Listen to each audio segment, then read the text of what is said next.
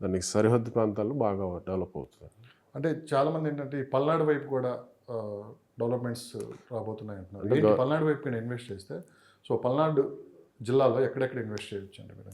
పల్నాడు వచ్చేప్పటికి సత్తెనపల్లి, మాచర్ల, పిడుగురాళ్ళ ఇక్కడ mining sectors ఉన్నాయండి. ఓకే. ఇప్పుడు ఎప్పటి నుంచో వెనకబడిన ప్రాంతం. నది ఇరిగేషన్ ప్రాజెక్ట్స్ లేక పంటలు పండక ఎన్నో సంవత్సరాల నుంచి కొంచెం వెనకబడిన ప్రాంతం కాబట్టి కొంచెం డ్రై ఏరియా కాబట్టి ఇండస్ట్రీస్ అక్కడ ఎస్టాబ్లిష్ చేస్తే కనుక ఎంప్లాయ్మెంట్ ఎక్కువ క్రియేట్ అవుతుందండి. తూర్పు గుంటూరు కానీ తూర్పు కృష్ణా డిస్ట్రిక్ట్స్లో డెల్టా ప్రాంతం అండి. ఎక్కువ డ్యామేజ్ జరిగితే రేపు పొద్దున ఆహార సమస్యలు కూడా ఉత్పన్నం అవుతాయి. ఎంత ఉన్నాయి రేట్లు అక్కడ? పల్నాడుకు వచ్చేప్పటికి 5 crores అలా ఉందండి. ఏ ఏరియాలో మీరు చెప్పేది? సత్తెనపల్లి, గురజాల, మాచర్ల.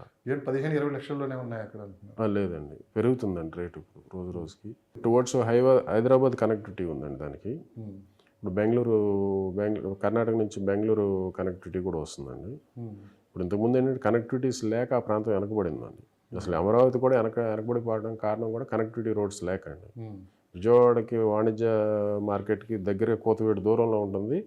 గత 30-40 సంవత్సరాల నుంచి వెనకబడే ఉంది ఆ ప్రాంతం, వెనకబడిందండి. అసలు అమరావతి కూడా వెనకబడిపోవడం కారణం కూడా కనెక్టివిటీ రోడ్స్ లేకండి. విజయవాడకి వాణిజ్య మార్కెట్కి దగ్గర కోతవేడు దూరంలో ఉంటుంది.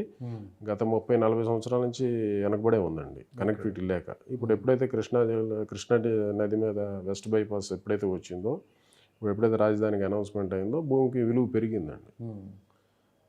గవర్నమెంట్ అక్కడ అనౌన్స్మెంట్ చేసింది. ఇవన్నీ కూడా చూసి 7 హైవేస్, నేషనల్ హైవేస్ అక్కడ కనెక్ట్ అవుతుందండి. ఓకే.